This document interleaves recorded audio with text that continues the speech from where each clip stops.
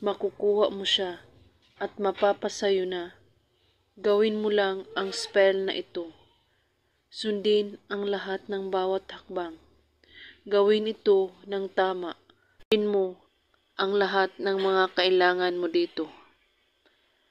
Ang kailangan mo sa ritual na ito: larawan, panulat, at kandila.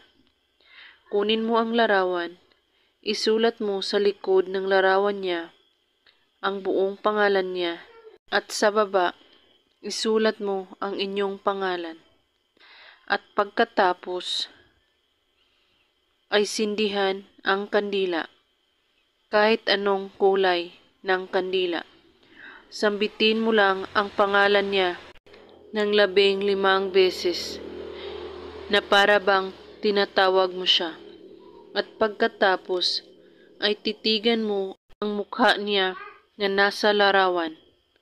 At pagkatapos, patakan mo ang kanyang mukha ng kandila hanggang ito ay maubos.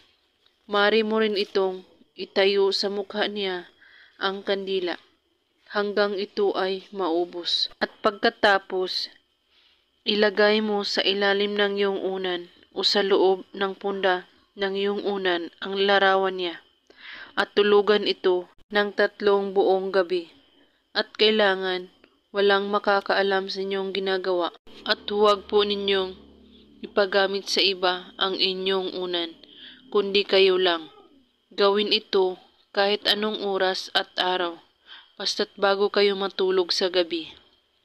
At kung may katanungan po kayo ay magko-comment lang po sa baba. Maraming salamat sa panonood.